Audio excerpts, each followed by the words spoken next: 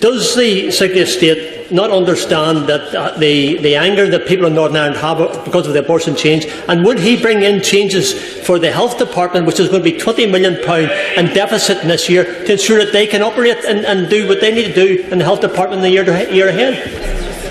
So I understand the huge sensitivities with regard to this issue, but there was a free vote in this House. The law was clear that for both same-sex marriage and abortion, if the Assembly and Executive weren't up and running by today, then the law would change, and I think we have now reached that point. In terms of funding for abortions, the government will continue to pay for travel costs to England during this period, and going forward, we will make sure, as part of the consultation, as part of the changes, that we do ensure that the health service in Northern Ireland has every resource it requires. Thank you, Mr. Speaker. Whilst we urge for a quick and speedy resolution to the impasse in Northern Ireland's restoration of the devolution settlement, does the Minister actually welcome the levelling up of fundamental human rights across all parts of the United Kingdom, and the sort of a liberal grandstanding we saw today was actually most unwelcome and counterproductive? Mr. Speaker, I say again, I think these are sensitive issues. These are free vote issues. But the law has changed, and this government now will follow through and deliver on it. Robinson. Thank you, Mr. Speaker. Mr. Speaker, these responses are calamitous. For the Secretary of State to hold up a copy of the Belfast Agreement, yet not having appraised himself with Strand 2, paragraph 12, or Strand 1, 5b, which outlined further expansion of North-South arrangements subject to the Assembly consent, and 5b indicating how that consent operates. Right. It is an outrage. And whilst he said to the BBC last Thursday that no party would have a veto, Sinn Féin operated their veto on the restoration of the institutions today and have done for the last 1,000 days, and the EU will have a veto in this joint committee. Can he answer that question that was asked earlier? Is it the case that Northern Ireland goods will require customs declarations to enter what is supposed to be unfettered access to the rest of their own country? So on the first point, Mr. Speaker, I say again to my honourable friend, there is no change to the Constitutional Assembly. This is an accepted matter, and it's a reserved matter, and we will do everything we can to deliver on assuaging many of the concerns that have been raised. On the issue of checks and forms and unfettered access is a key part of this protocol, and I'll be working to ensure that we deliver on that in the interest of Northern Ireland business over the coming weeks. Order.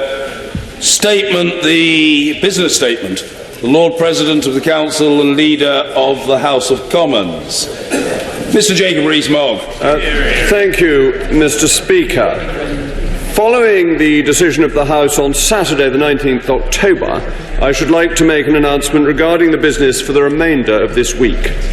Tuesday, the 22nd of October, second reading of the European Union Withdrawal Agreement Bill, followed by commencement of committee of the European Union Withdrawal Agreement Bill. Wednesday, the 23rd of October, continuation of proceedings on the European Union Withdrawal Agreement Bill. Thursday, the 24th of October, conclusion of proceedings on the European Union Withdrawal Agreement Bill.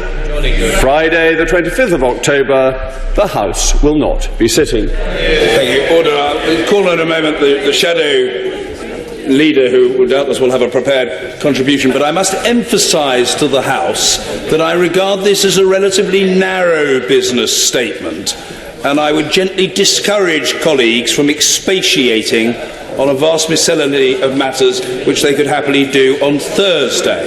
Let's keep it narrow, because that's what it should be. The shadow leader, Valerie Vaz. Thank you, Mr. Speaker, but I do want to start, because this is the first opportunity that I have had on behalf of the opposition, to thank the Clerk of the House as the senior accounting officer responsible for the House, and all the House staff and the doorkeepers and the security officers for looking after us and enabling the House to get together on Saturday to do our work, and also the police and security services who have escorted right honourable and honourable members and their families on their way home. home and keeping us safe. Can I thank the leader for the business statement? I was obviously disappointed that the leader didn't give me notice on Saturday that he was going to make a point of order. He will know that a point of order is not the way to alter business. It's a procedural motion of the House on which Mr. Speaker can rule. So it would have been helpful if the Leader of the House could have done so. He will know that on that historic day, 24 points of order on his point of order were made, and my first question to him would be, why did he leave the chamber when he couldn't hear the rest of the points of orders? He will need to know he is the voice of the House in government. Can I ask him also, because he hasn't mentioned when we're going to have those important debates on the Queen's speech, which were scheduled for Monday and Tuesday. I know that the government don't appear to care about the NHS or the economy. We on this side think they're very important topics. This all could have been done in an orderly manner, so could the Leader of the House please say when those, the remainder of the Queen's speech will be scheduled? The withdrawal agreement bill is a crucial bill. It's vital that it receives the proper scrutiny of the House. So could the Leader of the House say when exactly the bill will be published? And it's not right that the Secretary of State for exiting the European Union says it has anything to do with an urgent question. The bill should be published in a timely manner so that it receives proper scrutiny of the House. And when will the programme motion be put forward? Could the Leader of the House also confirm that the government has no plans to pull the withdrawal agreement bill and that it will be voted on if and as amended?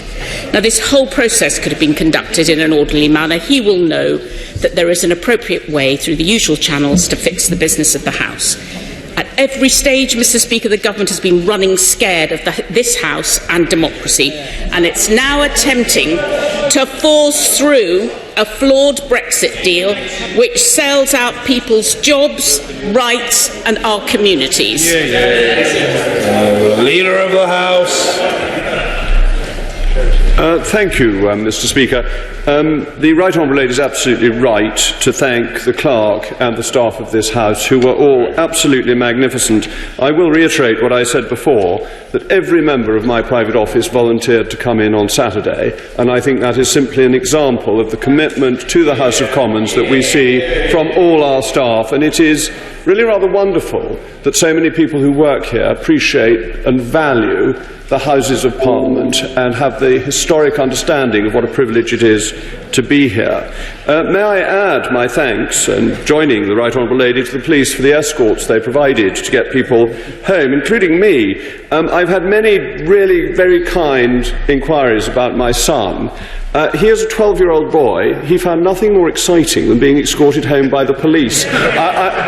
I'm not sure he should have found it so exciting, but he did. But as a really serious point, I think it is very important that honourable and right honourable members can come and go from the precincts of Parliament feeling safe. And we must think about whether there is more we need to do and whether sessional orders may be helpful in that regard. But all honourable and right honourable members are representing 70,000, sometimes more constituents, and must be able to come here and go without any feeling that they are under any pressure from any group outside Parliament. The Right Honourable Lady refers to my point of order on Saturday. As you all know, there's long-standing precedent for this. One of the examples actually by my late godfather, Norman St. John Stevens, in 1980. A more recent one by my right honourable friend, the member of Epsom and Ewell, and one only in September by my right honourable friend, the Prime Minister.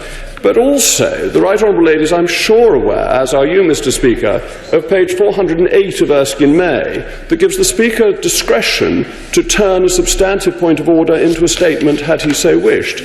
Mr. Speaker did not so wish, and therefore I made 2 points of order to help the House and to understand what the business would be today, with, of course, the promise of a full statement today, which is exactly what is happening. And there are going to be occasions when business changes in response to votes. That is a perfectly normal system within this House. On the Queen's speech. Yes, of course we will come back to the Queen's speech, but we do have a deadline of the 31st of October, a deadline set in law for dealing with our departure from the European Union, and we need to have the legislation in place by then, or the alternative is that we leave without a deal. The Right Honourable Lady asked about the bill. Well, I know there is... I'm sorry, speak up. Oh, the Right Honourable Lady asked why I left the chamber. That's extremely straightforward. Matters of points of order are for the chair. They're not for the leader of the House. It would be an impertinence of me to think that I could possibly know more than Mr. Speaker about the proceedings and order of this House, and I would not like to give the impression of having knowledge that I could not pretend to have. It is for Mr. Speaker to rule on points of order, not for other honourable members. I had made my point of order and listened to several other points of order, but there were no further opportunities for me to speak because it was a matter for the chair. The bill will be published very shortly. The presentation of bill will be the first item of public business when we come on to the business of the day, and at that point, simultaneously as if by magic, the bill will appear in the vote office for honourable and right honourable members to peruse, and I'm sure they will enjoy that. The programme motion will be down tonight in an orderly way. Well, I hope it will be an orderly way. Mr. Speaker will rule on that. If it's not, for debate tomorrow, and the bill, of course, won't